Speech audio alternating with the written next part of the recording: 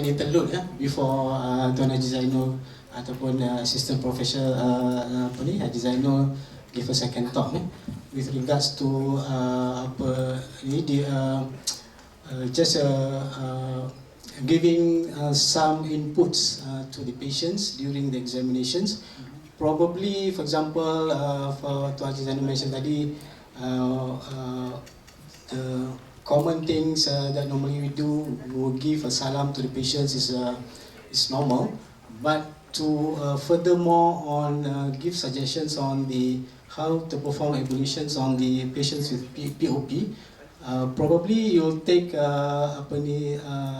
slightly longer times in order to give some information. So probably for staff that are probably new, then they are, for example, try to clear off the log of the case. Yeah, let's say, probably they are in dilemma, whether to perform those measures or to just have a brief because we want to clear off the log of the day. So probably you can give some opinions on that. Thank you. Thank you. As far as I'm concerned, that is why my last slide, the question is, do we want to do it? Alright? It's the same application when you are facing a problem to do a case with a child. Alright? Child to datang and suddenly she was crying. And you won't have the examination done. What would you do? All right. If we were to say that this is my working time, I have to finish it now, you will never get it done. Or if you do it, there is high chance that you're going to repeat. But if you put yourself in a situation whereby I want to do this examination, you can ask the patient or the mother, sleeping time dia pukul apa, ataupun ayah dia mari pukul apa. If dia kata ayah mari pukul 1.15, okay, I'll wait. Puan datang pukul 1.15. And then the mother will say, kan tu masa makan. Tak apa, saya akan tunggu. Because we have done that. It's the same analogy. If you want to do it, you tend to sacrifice. You are not going to get extra money for that work done, but leave it all to Allah. If your intention is pure, I am sure Allah will give you back something, whether now or in the hereafter. But the problem is, have we addressed the issue of his spiritual needs and his spirituality? For all we know, he has been performing the prayers before the trauma. But after the trauma, dia tak boleh. Because he doesn't have that knowledge. I would highly suggest for the radiographer to just beritahu, Pakcik, boleh tak tunggu saya? Ataupun, call a friend, can you cover I punya case kejap? I'm going to go to this Pakcik to brief him for about 10 minutes. Boleh ke tidak? And this is the issue that I'm going to address sekejap lagi. About how we as Muslims, radiographers, should work together. Rather than kau, aku. Then it really becomes secularization of values. Jadi pada saya, if I'm in that position now, insyaAllah I will do it. It all needs a little bit of commitment. It needs a little bit of time, but berbaloi lah. At least Pakcik tu kata, terima kasih lah nak. You have saved my life on earth. Do I answer your question? Thank you. Alright. So I'm going to the second one. It's a Fiqh in Medical Imaging, a conceptual approach. This is a work in progress. I gave the title as an initial approach, right? But I changed it to a conceptual approach because it's not proven yet. Okay, so are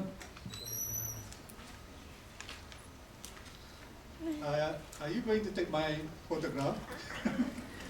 Boleh, tapi tolong jangan FB nah. No, really. Jangan FB kan.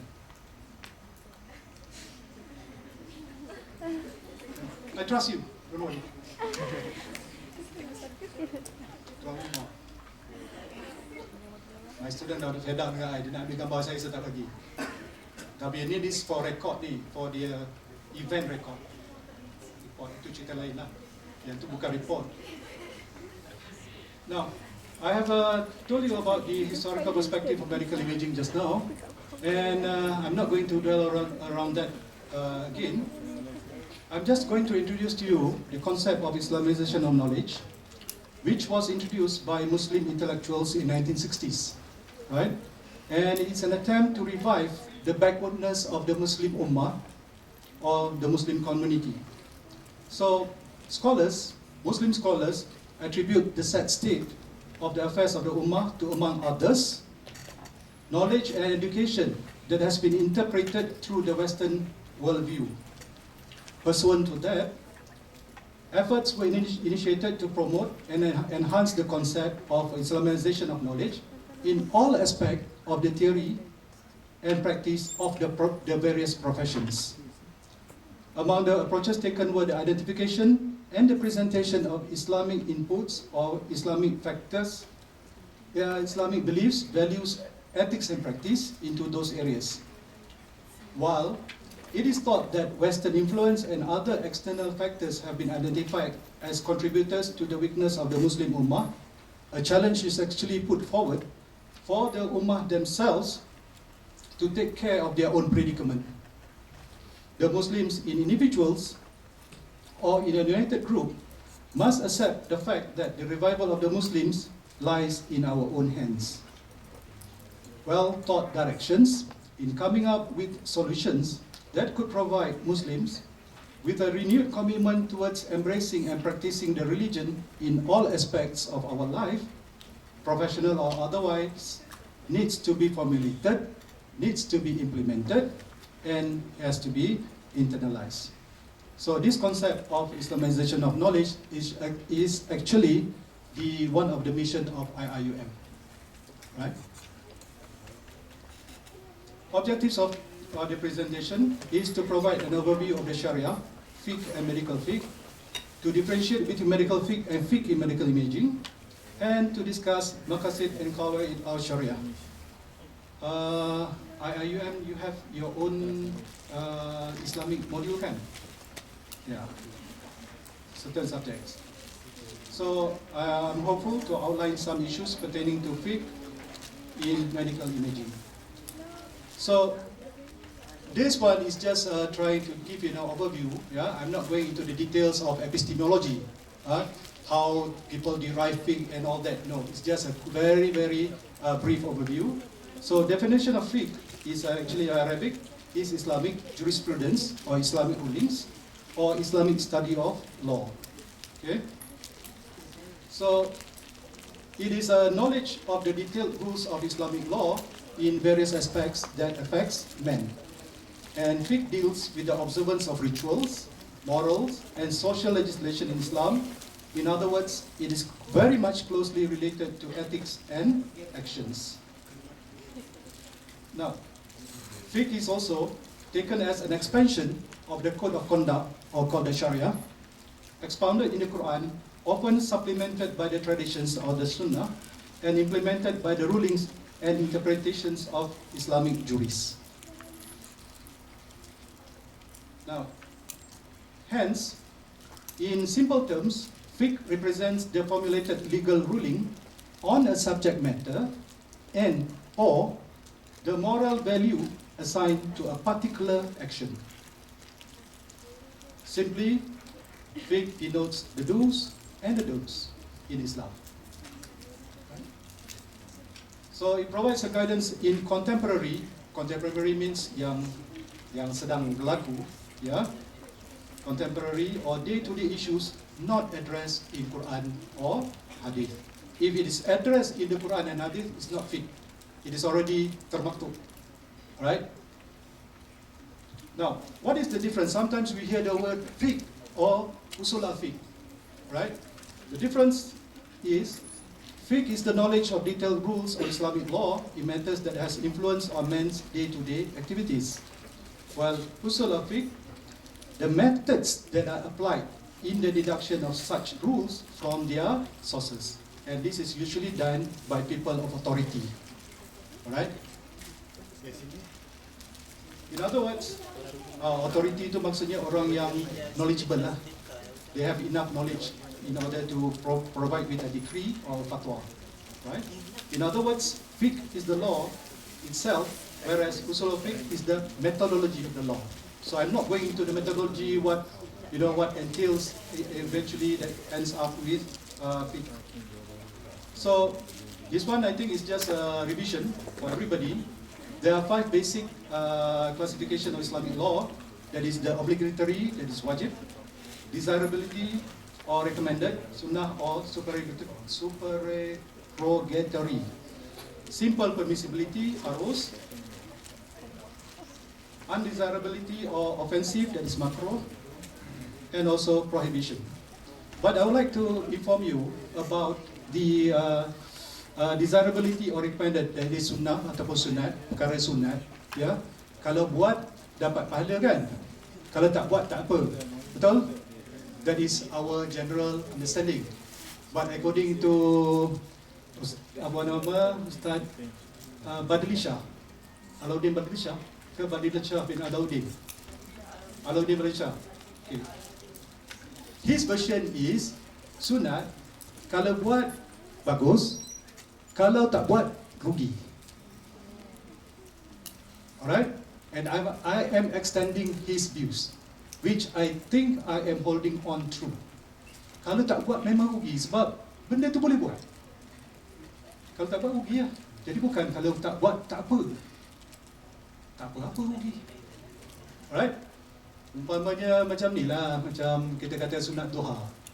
And there is actually in Riyadhus Salihin, I found out that there's one hadith where Rasulullah SAW said, there are about 360 ke 306 bones in the body or joints in the body, and each of these is requires you for a blessing every day in the form of sunat duha. Pernah kita dengar dalam TV Al-Hijrah ke apa, kadang-kadang benda-benda macam ni kita tak sampai. Jadi sekarang saya sampaikan kepada awak-awak, ya, so jangan tinggalkanlah kalau boleh sunat duha tu, ya. Allah, 2 rakaat berapa minit sangat, ya, insyaAllah. And topics in Islamic law, I think everybody is well versed. This is not exhaustive. Ada lagi, banyak lagi. Depends, ya, what you want to find out. So, what about matters involved in medical imaging? Alright, we'll check. You can check medical imaging, fiqh in medical imaging. Sampai sudah tak jumpa. Kalau tak percaya, Google lah. I wasted nearly 1 week cari fiqh in medical imaging. Google Scholar ke, Google ke, pergi online database ke, IUM database, Scopus lah, name it, I give nothing. Right? So, the importance of Islamic law is actually as a guidance to facilitate men. That's one thing. Number 2, as a reminder to men, it hopes to achieve benefit and prevention of harm. As a reminder to men tu ialah, look, if you do bad, this is what is going to happen to you. Right? If you do good, this is what's going to happen to you. After that, there have been also negative opinions in the media, especially to matters pertaining to Islamic law. Perkara yang paling senang ialah wudu. Paling senang. So orang ni kata gini, orang ni kata gini. But I remembered very well. Now I'm not political. Nah, I'm not political. But there's actually masa one of the states, Kelantan, nak buat wudu. So of course a lot of people gave their opinion. They asked one Chinese man, aren't you afraid of wudu? Dia jawab apa? No. So reporter tanya, why not? Because I'm not out to do wrong. Itu je jawapan dia. I am not out to do wrong. So what should I be afraid of? Right? Never mind. Islamic Jurisprudence Act, you know very well there are 4, according to Ahli Sunnah. Right? Differences in opinion between these sects exist, alright, due to the interpretations by the scholars. Itu memang berlaku lah, right? And I had a tough time when I was in Japan, where I had my fellow Muslim brothers from Pakistan. So we went to a house, a Japanese host, and the host tanya, what are your food restrictions? So dia tanya I kata I don't eat meat in Japan. Senang je lah, tak payah cakap lah kenapa apa, I don't eat meat in Japan. So he asked the other two members, people kata, we also like him. So the Japanese kata, okay fine, and they brought in seafood. Saya pun makan. These two fellas doesn't eat because ada prawns. And then the Japanese was very, very annoyed. They said, why are you not eating? Jawapan oleh our brothers ialah, we cannot eat this. And then I look at them, I kata, why? Dia kata, our mazhab does not permit us taking this. Huh? Why? Because it's not fish. Itu jawapan dia. Because it's not fish. But to bring the situation under control, I beritahu to the Japanese, no problem, we switch. I ambil udang, dia ambil ikan. Because I punya ikan, so kami switch. And you know, udang is better than ikan, right? So, I benefit. But the fact remains that, yeah, we are Muslims, tapi to the Japanese, how come you say you're Muslims? Both of you differ. No problem, just tell them that is only purely technical. Tak payah elaborate lebih-lebih. Right? They do not differ in matters pertaining to akidah. Right? So, what is the important lesson? The important lesson is always, we have to remember that respect for each other's opinion, as long as it does not transgress the main issue. The kalimah syahadat. Sudahlah. Haji, ada orang ni pergi tawaf, pergi macam orang pergi honeymoon, jalan dengan wife, cakap mama, kita tak boleh, kita tawaf is tawaf, right? Ni dah, saya pegang tangan, tak ada masalah. It's just a matter of opinion, just respect. So, in definition, medical fiqh is the formulated legal ruling on subject matters and or the moral values assigned to a particular action related to the field of medicine. So we know very well that among the fiqh issues that are being addressed in medicine include abortion, organ transplant, artificial insemination, cosmetic surgery, alright, postmortem, and all that. This has nothing to do with medical imaging. Itu ada sedikit masalah, right? So, by definition, fiqh in medical imaging can thus be those legal rulings, if they exist, on subject matters and or the moral values assigned to a particular action related to the field of medical imaging. So, the thing now is, fiqh in medical imaging, is it a new fiqh? Currently, there is little to suggest in the literature about serious discussions concerning fiqh in medical imaging. Right? Selain daripada fiqh in medicine tadi. So the thing is, based on the fiqh of priorities by Dr. Yusuf Al-Qaradawi, something needs to be done, whereby Dr. Yusuf Al-Qaradawi said, focus on certain concepts that have to be clarified, generalized, and deepen in the intellectual field. We are in the intellectual field, we have to identify what would be the issues of fiqh related to medical imaging. So, the importance of to relate fiqh to medical imaging is to be as a constant reminder to Muslim individuals on how best to conduct their daily personal and professional activities so as not to transgress the Sharia. Right? So, I think I have talked to you about the influence of Western beliefs, thoughts and practices, because we are heavily depending on literature written by those people. Okay? So it is time for Muslim medical imaging practitioners to take care of our own predicament rather than continuously blaming others for the situation that we are in. Alright?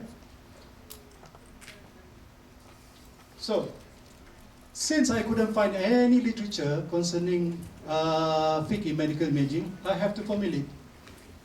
How am I going to address this? So I found a way which may be true or which might not be true. I'm using the Maqasid al-Sharia and the Qawaid al-Sharia.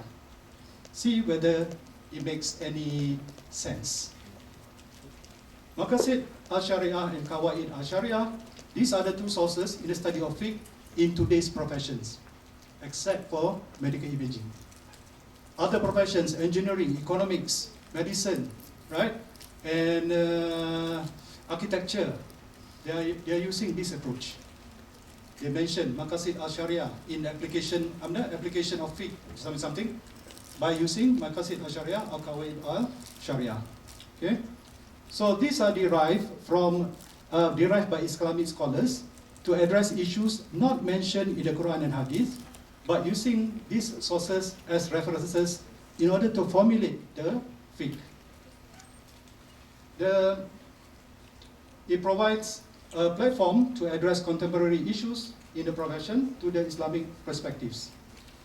Importance of the application in the changing scenario of modern day living scenario, they are actually different from the times of the Prophet and those who come after them. Right? Like I told you, history of medical imaging practically starts pada tahun 1895 lebih kurang. Alright, so memang tak ada lah. And the use of the technology, changing healthcare scenarios, and other changing expectations. So Maqasid al-Sharia literally means the objective of the Sharia. Maqasid is objectives, and it relates to 5 purposes of Islamic law. Right? That is protection of the deen or the religion, protection of life, protection of progeny, protection of the mind, protection of wealth. These have been discussed to great length, even by Muslim scholars as early as 1200 Hijrah. It all started from that time, right? Maybe 1250 or something like that. It means that it's already old from the historical perspective. Some authors, Az-Zakashi, Ibn Farnun, etc., felt that preservation of dignity and honor should be included, right, as an additional thing. No real consensus concerning the above sequence. The sequence is not like this, because the scholars themselves do not agree that the sequence should be like that. Some of them kata, no, under these circumstances, it is progeny dulu.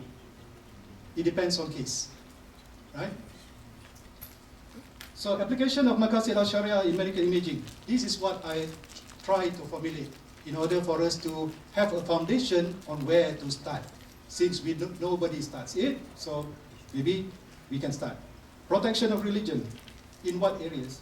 So protection of religion is concerned with the obligation in all religious matters in order to achieve felicity or blessedness on earth and in the hereafter. That is the thing behind the protection of religion. So, use of the images to assist diagnosis. So, when we use images to assist diagnosis, actually we are pinpointing what should be the diagnosis. There's no more differential diagnosis. Alright? Second, the accurate diagnosis actually provides the correct determination of treatment and better prognosis. Hence, the idea is good treatment outcomes permits the patient to perform his religious obligations in a more conducive manner, rather than prolonging the treatment.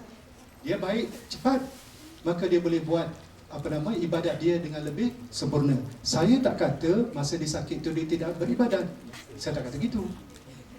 Alright? Tetapi suasana bila orang sakit ni lain sikit tau. Macam kita lah, kalau kita sakit tu kita nak cepat je. Solat tu sepatut 5 minit jadi 2,5 minit sebab sakit.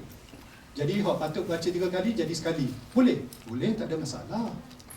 Tapi benda-benda sunat lain mungkin terpaksa ditinggalkan. Jadi kita bantu melalui image, make sure that the quality of the diagnosis will be improved so that we protect the spiritual and spirituality of the patient. Protection of life. This one is preservation of human life or quality of life serves to ensure the continuance of various forms of worship. Yeah, you preserve the life, you ensure the continuance of the various forms of worship. In which area?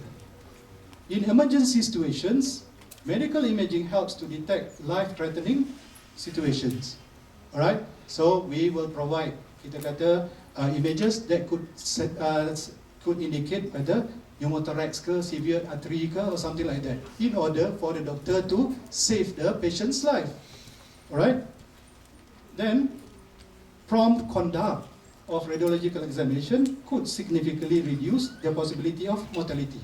This is where I hope radiographers to be don't delay radiological examinations.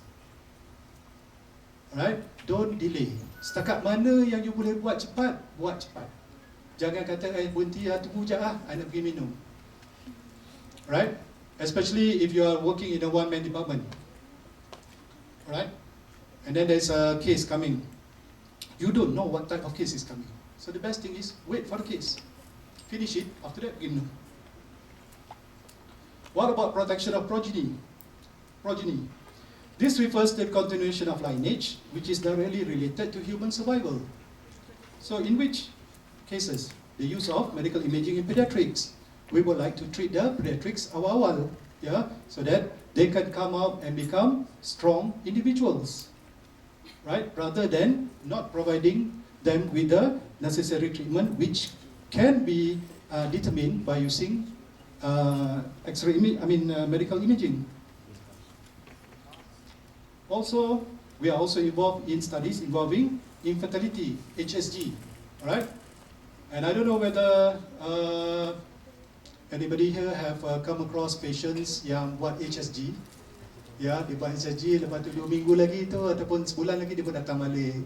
And then dia pun kata, terima kasih banyak dah. Pasal apa? Saya mengandung sekarang. Padahal HSG is for diagnostic, not therapeutic.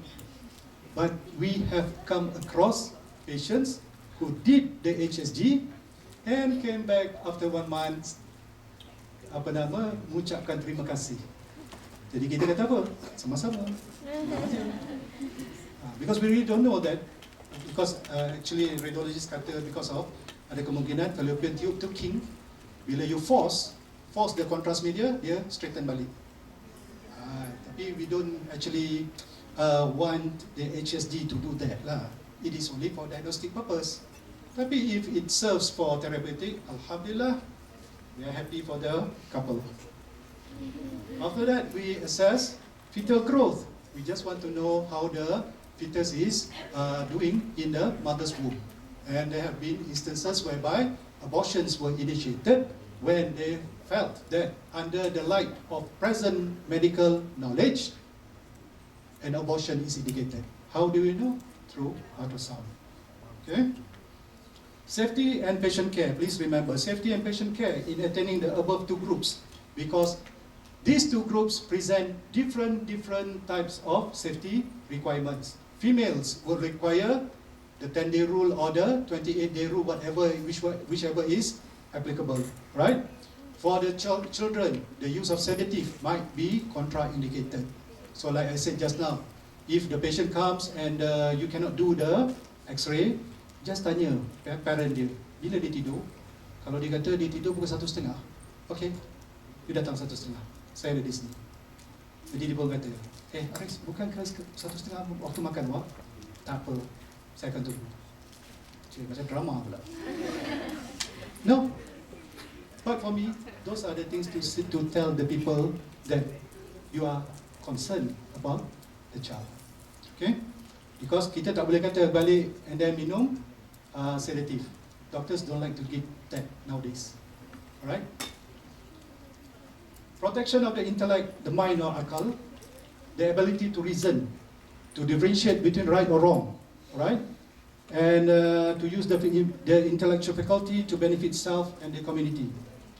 Now, the images actually provide elements of certainty. It means that what you see is what is actually happening, all right? You can be very certain about it.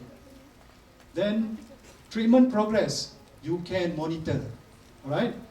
In cases of fracture healing, changes to the treatment might be required based on what is seen on the image, all right? And furthermore, nowadays we have functional imaging, right? Antibiotics, they want to determine whether the antibiotics is actually going to the target area or not, right? Within 24 hours or 48 hours, if the functional imaging doesn't show that, they stop the antibiotics, bagi yang lain. This is where we are coming in, all right? So, treatment progress can be made. And then protection of wealth. Wealth denotes the productivity of a person. Alright? If we contribute towards dia punya recovery, kemungkinan besar dia boleh go back and do his normal job. I'm not talking about somebody missing a leg or missing a arm or something. Itu cerita lain. Tapi under normal circumstances, people are relying on some form of work, so kita facilitate for them to go back and work again so that they can bring some money back to the house.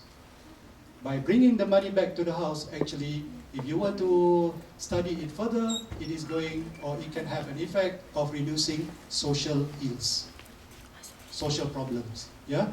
Kalau tidak, jadi masalah. So, medical imaging provides the ability to detect, locate, characterize, and monitor disease processes. And of course, early detection.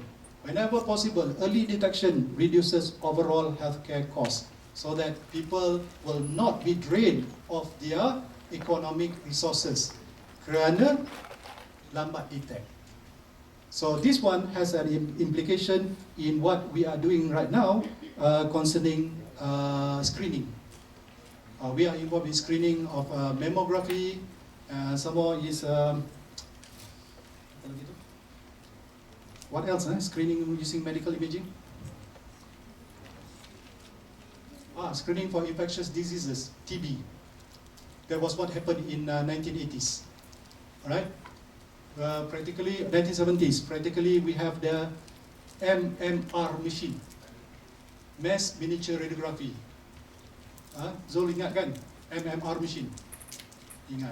Which the radiation dose is very, very high.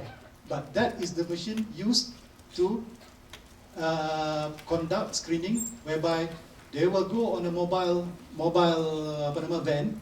The MMR machine is in the mobile van, besar lah. And everybody in the kampung has to come forward and have their X-ray done.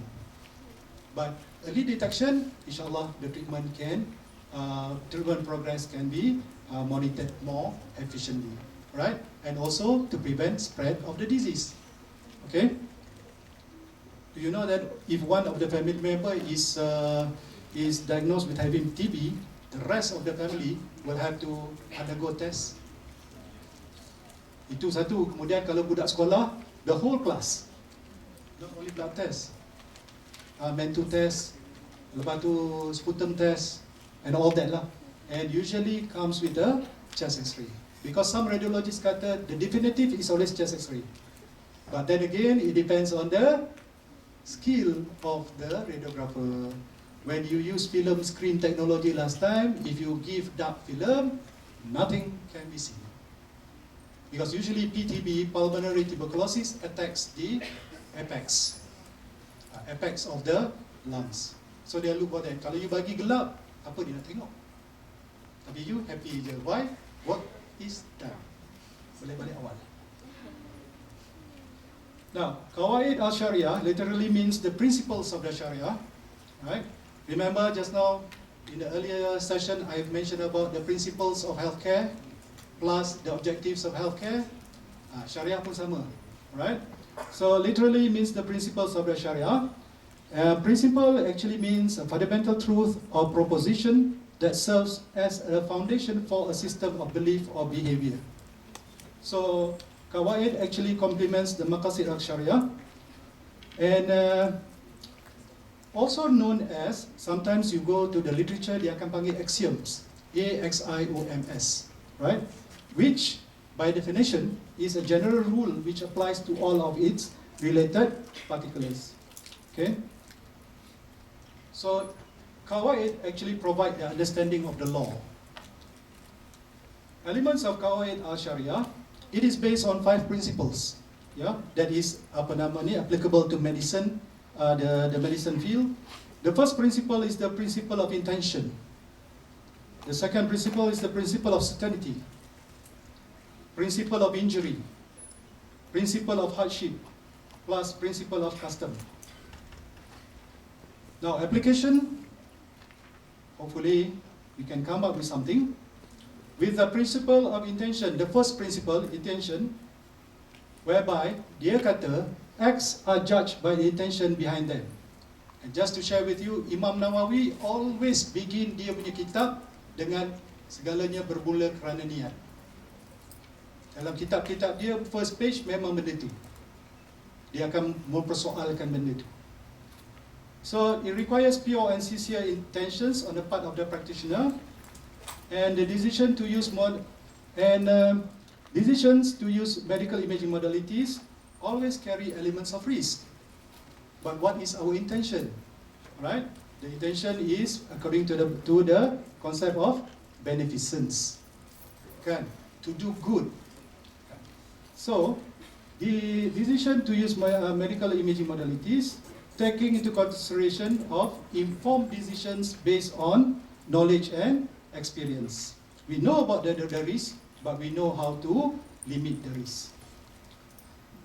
The best positioning, you might require the radiographer to determine what would be the best positioning, because the intention is to do good. Sometimes the positioning will be painful to the patient, but our intention is we want to derive the best possible image. Intentions counts. Principle of certainty. So certainty is not overruled by doubt. Okay, so our decisions nowadays are usually evidence-based and not subjective or hypothetical. Most of the time, it's not like that. Right? Why you do certain things? Why you angle certain anatomy? Is based on evidence-based research. So this tells us that decisions are evidence-based, so relate this to the concept of evidence-based practice. If you follow the evidence-based practice, inshallah you fulfill the principle of certainty. Right? However, like I said just now, whatever research done elsewhere are not automatically applicable to us, because of maybe differences in genetic. It's the same question about what is the maximum permissible dose for Asians.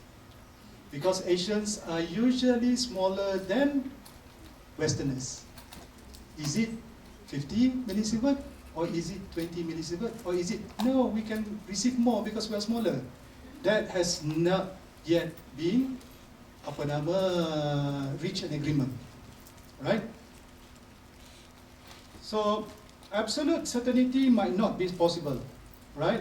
But the practitioner is actually committed to achieve that certainty within the environment that he is within. So one of our problems is dealing with patients with different body habitus. Principle of injury, meanwhile, harm must be eliminated.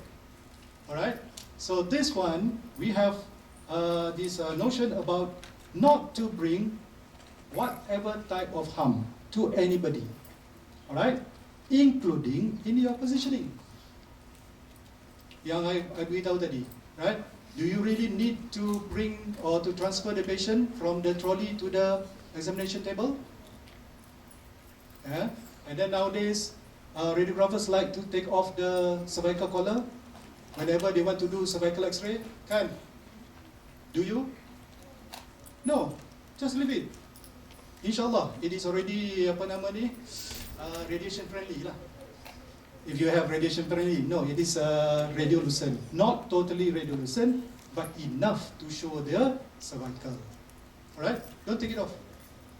Nanti patient pula tegur, kenapa nak cabut ni? Doktor kata jangan cabut kan? Malu je. Call for balancing of benefits and the possibility of side effects or further harm. Alright, so this one, we have to be remembered that risks cannot be completely eliminated, but we can always go for the concept of lesser harm. Alright, and we have related concepts in medical imaging that includes concept of justification. And justification. Number 2, concept of benefits against the risk. After that, concept of individual tailoring of radiological examination.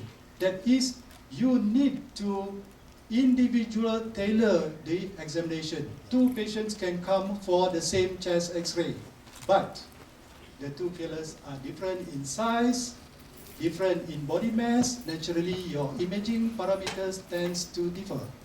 That is why we say individual tailoring of radiological examinations. Though the intentions are pure, steps must be taken to limit the risk. Principle of hardship. Hardship begets facility. Maksudnya, sometimes hardship means that in cases of difficulty, things that are haram might be made permissible. Okay? So, procedures that are usually haram is permitted when there is a necessity dalam konsep darurah. Apa-apa pun darurah. Matlamat menghalalkan cara, is it? So, how about intergender interaction between the patient and the practitioner in certain situations? Is this permissible? Dalam konsep biasa boleh, dia orang kata, oh sebab apa? I radiographer bilik 1. I orang lelaki, kan? Patient perempuan. Asyik lah, darurah. Is it that easy? Ambil shortcut macam tu? Right? So, the question is, we have to reduce the intensity of the situation through maybe changes in work arrangement ataupun working together. Saya radiographer male, ada radiographer female, ada female patient yang masuk bilik 1. I'm working in room 1. What is there to obstruct if I request the female to do the female patient? Boleh tak? Boleh, soalnya nak tak nak je. Really, nak tak nak je. SQ saja. Oh, maybe lah. My colleague kata, Allah hari ni lah ramai lah female patient. Teruk aku macam ni. Oh, masa saya ramai male patient, saya tak kata pula. Is it? And what about the administrators? Are you willing to step in and tell all female patients to be conducted by female radiographer only? All male patients likewise. Ready ke tak? Mungkin dia kata, tak practical. And if you create alasan, then the thing will not be done. And the situation will persist. Tetapi apabila yang datang tu ialah waris kita, kita pandai pula kita pandai pula facilitate supaya waris kita yang perempuan tu perempuan yang buat. Is that justice? Tanya diri sendiri, is that justice? Just because you know somebody, maka you tukar the arrangement to fit your own needs. Hey, come on, you are paid for a job, man. And then how about exposing the aura? Setengah kata, aura tak apa, boleh. Dah nak tengok center beam. Nah, I want to see the center beam kat mana, centering point. Do you really need that? If you have landmarkings, kenapa pula kita tak boleh formulate a way to determine the centering point without having to expose the aura? Itu yang saya rasa pelik sikit lah. I would say, sorry lah, lame excuse. Lame excuse. So, efforts to reduce the intensity, principle of custom or precedent. The basis of treatment is based on accepted protocols and procedures, a practice that is considered as customary. So we have these guidelines, the various codes of practice. These are all already established as custom. Mereka dah buat, mereka dah terima, fine, tak ada masalah, right? But certain things are not applicable, especially in the multicultural and multi-religious setup in Malaysia. In Malaysia, you are attending to an Indian lady, married Indian lady, chest X-ray. Jangan awak sekali-kali minta dia cabut dia punya necklace. That is a big no. Why? Because that is called the tali, marriage necklace. Kalau dia cabut upon your insistence, dia punya marriage akan jadi null and void. Jangan main-main benda ni. Alright? And I told my students as well, my experience with the Buddhist monk. Tahu kan? Monk, orang Melayu panggil dia. Sami Buddha. Dia datang pakai apa nama baju dia is saffron kan? It's not red, it's not orange, it's saffron. Tak apalah. For abdomen, IVU. And as usual, I kata change. No. Dia tak akan tukar baju dia. Because kalau dia cabut, dia macam disorder monkship. Tak boleh. Apa yang saya buat? Ataupun apa you boleh buat? Respect. Tak ada masalah. Kalau ada artifact tu, you tahu dah, the artifact is because of the gumpalan baju dia. We can tell that, right? So, why the necessary to create uneasiness? Benda boleh buat. Respect religious beliefs. Lepas tu queue system. Tak boleh tidak kena ikut number. And then ada one bad patient ataupun patient the child is crying. Do you still wait for the queue system? No, bypass. People are not going to marah you because you are a person of authority. You boleh kata, takkanlah saya nak biar budak ni gini. Nanti selok dia mati. Because that's exaggerating lah. Alright? Kata biarlah saya buat dulu supaya keadaan kita menjadi lebih aman. Tak ada dengar tangisan. Come on. Use the intellect that Allah has given to you to settle the issue. Alright? Now, this one is the principle of honor or dignity. This is, orang kata, menjadi little bit of a problem between the Muslim scholars. Some of them kata integrate in the other five. Some scholars kata no, they have to come out. As far as I'm concerned, I'm taking it out for the moment. Why? Because the concept of the rights of patients, that is,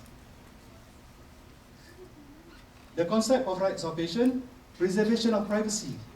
Kat mana dia nak masukkan dalam apa nama ni kawaid yang lain? Kat mana? Privacy. Privacy means shielding people from looking at the patient. Is that so? You have a patient in the examination room and your friends come in and out. Masuk dalam, kau dah pergi makan dah? And the patient is there standing. Are you observing the privacy? No. And then confidentiality. Nowadays, in the era of blog, Facebook and whatever, you will find people reporting, hari ni aku X-ray, siapa? Whoever lah. Dia sakit ni. You are trying to make sure that everybody like you punya Facebook post, like. Hey, you are exposing the confidentiality of a patient. China, two nights ago, will prosecute anyone who post gambar di dalam blog dia tanpa kerelaan orang tu. China. In Japan, kalau orang yang kena charge di mahkamah, dia tak boleh tunjuk gambar. Muka orang tu tak boleh tunjuk. Nombor kereta yang dia naik pun dia tak boleh tunjuk dalam TV. That is the confidentiality because he has yet to be proven guilty. Alright? Ni Facebook ni jaga.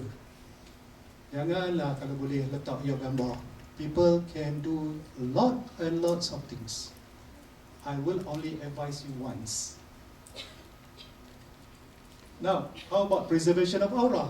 Aura sebenarnya adalah satu kaedah ataupun satu aspek that has very different and sensitive issue, because for Muslims, aura is different dengan privacy. In our books by Lilian Torres ataupun Ehrlich, kan, tak ada sebut tentang aura. Okay. 5 more minutes.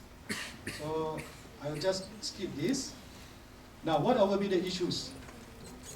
Number one, the images, whether you want to talk about it or not. Let's say you saw something in the image. What are you going to do? Surgical clips ataupun surgical utensils, cut ureters, right? Post-traumatic injuries. Kalau orang tanya, ada apa-apa dengan gambar anak saya tadi? Are you going to tell? You're going to have a problem with professionalism. Susuk. What are you going to tell? Mari tengok. Oh, mamak susuk tu. And then people tanya, susuk ke? I think so. Dah, orang tu macam mana? Comel ke tak? Yes. Dia tanya saya soalan tu, jawapan saya, she looks like a normal Malay lady. Full stop. Right? So,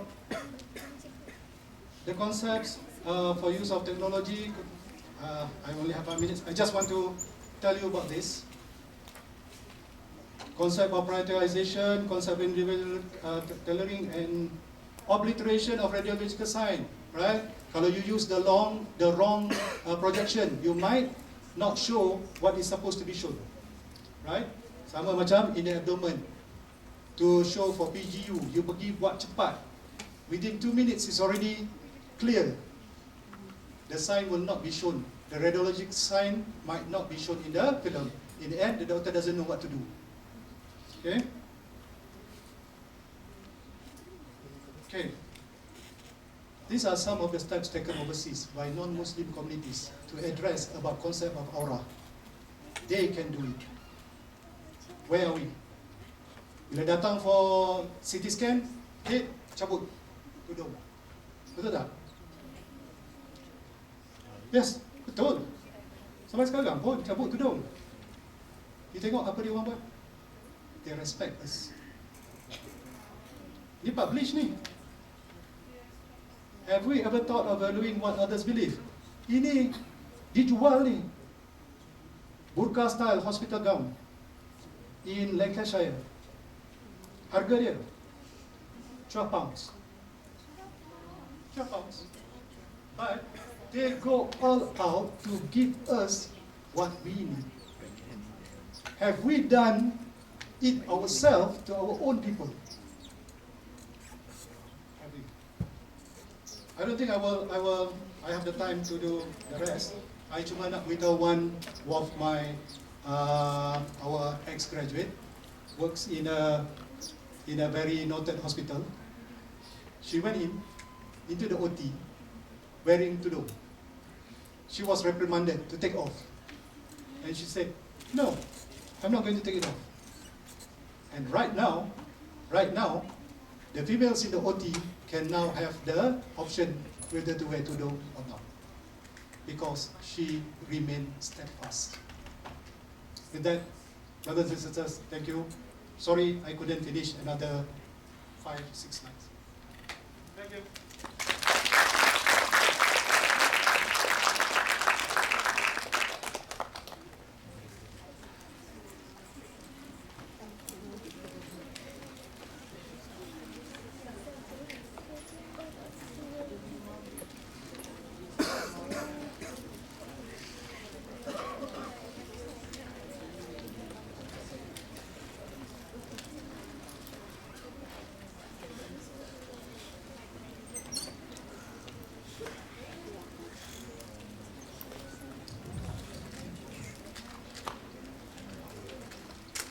Terima kasih diucapkan kepada Asisten Profesor Haji Zainul Ibrahim atas ceramah yang disampaikan sebentar tadi. Begitu banyak informasi dan pengetahuan yang boleh diaplikasikan dalam pengenalan pesakit menurut syariat Islam. Kini, majlis menjemput Encik Zulkifli Muhammad Amin, Koordinator Jabatan Fiqh Perubatan, diiringi Presiden MISA, Majlis Hakim bin Mahta, bagi menyampaikan sedikit cenderahati sebagai tanda penghargaan kepada Asisten Profesor Haji Zainul Ibrahim atas kesudian beliau menjayakan program petang ini. Dipersilakan.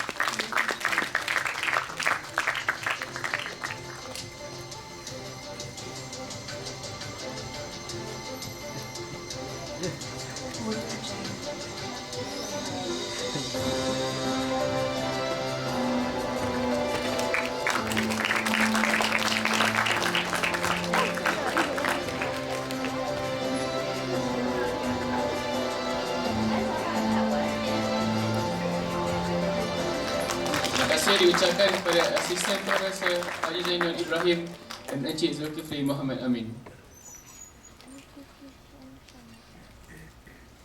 Hutan bertukar menjadi ladang, ladang tempat mencari rezeki.